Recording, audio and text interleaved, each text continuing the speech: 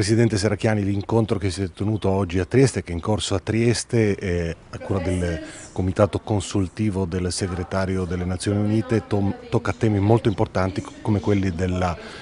sostenibilità, della sicurezza alimentare e dei cambiamenti climatici. Trieste sembra, è stato detto, un contesto ideale per questi temi.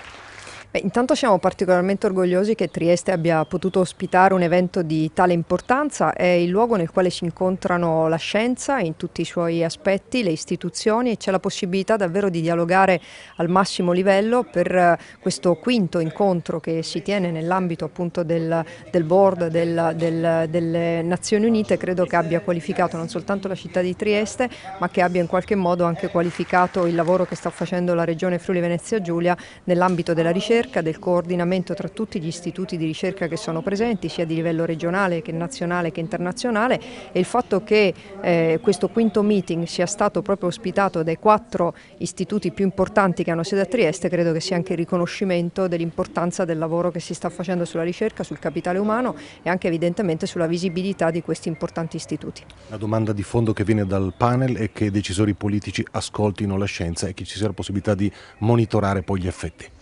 Credo che i lavori che si sono svolti ieri, quelli che si svolgono oggi nella sessione pubblica, abbiano appunto dimostrato che molte delle scelte che devono essere assunte dalla politica nascono anche da eventi scientifici e dalla possibilità davvero di fornire prove rispetto a quelle che sono le iniziative più importanti. Qui abbiamo parlato di temi di straordinaria importanza che investono non soltanto il livello locale, ma direi il livello globale, mondiale, e alcuni di questi temi sulla sanità, sulla possibilità che l'innovazione tecnologica entri nelle imprese, sull'aiuto che si può dare veramente ai paesi in via di sviluppo, credo che sia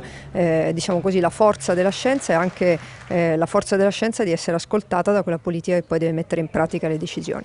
E qual è la forza della Regione di Trieste nel perseguire gli obiettivi di sviluppo sostenibile attraverso la ricerca scientifica? Noi intanto siamo molto fortunati perché per una serie di motivi storici, culturali e in qualche modo anche scientifici ospitiamo davvero degli istituti di grandissima importanza. Il lavoro che è stato fatto in questi anni è stato quello di metterli insieme, di poterli coordinare, di farli partecipare a degli eventi e a dei progetti insieme, e credo che i risultati che abbiamo avuto anche in alcune recenti visite istituzionali, penso a quella in Iran, a quella negli Stati Uniti, ai rapporti e alle relazioni che la Regione Friuli Venezia Giulia ha intrapreso in questi anni e che hanno portato alla firma di importanti accordi, non ultimo quello con la Baviera, vadano nella direzione di indicare Trieste e la Regione Friuli Venezia Giulia come il luogo nel quale oggettivamente si riesce a fare bene ricerca e anche ad ospitare evidentemente scienziati di grande qualità.